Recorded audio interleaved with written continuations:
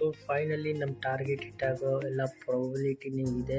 So 5393 ಅಲ್ಲಿ running ನಡೀತಾ ಇದೆ.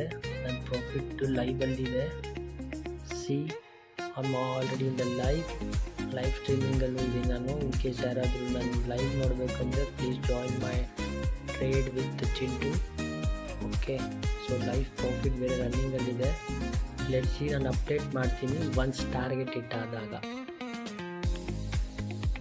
ಸೊ ಫೈನಲಿ ನಮ್ಮ ಟಾರ್ಗೆಟ್ ಆಲ್ಮೋಸ್ಟ್ ರೀಚ್ ಆಗಿದೆ. ನನ್ನ risk to reward is 1:2. So already set ಮಾಡಿದ್ದೀನಿ ನಾನು ಟಾರ್ಗೆಟ್ನ. ಸೊ ಆಲ್ಮೋಸ್ಟ್ ಹಿಟ್ಟಾಗ್ತಾ ಇದೆ. ಸೊ ಇನ್ನೊಂದು ಸ್ವಲ್ಪ ಇದೆ. Let's see 6000 running my profit. So T P ಇಲ್ಲಿಟ್ಟಿಲ್ಲ. ಟಿ ಪಿ ಡ್ರ್ಯಾಗ್ ಮಾಡಿ ನೋಡೋಣ.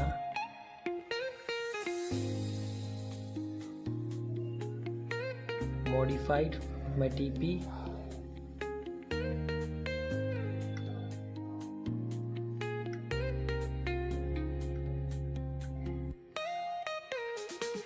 ಸೊ ನನ್ನ ಮಾಡಿಫೈ ಆಗಿದೆ.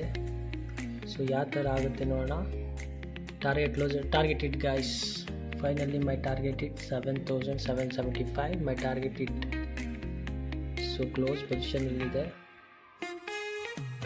So here 7775 rupees my target hit. Thank you guys.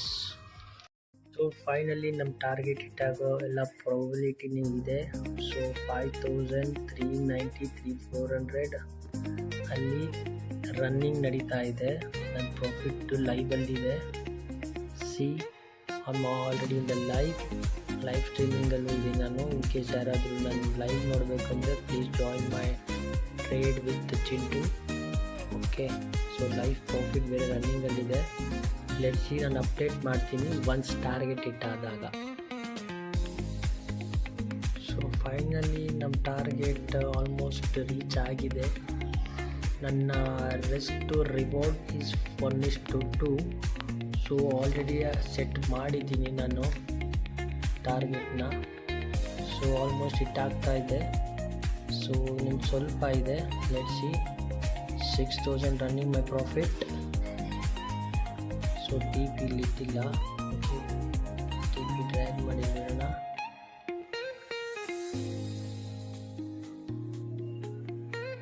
modified my TP.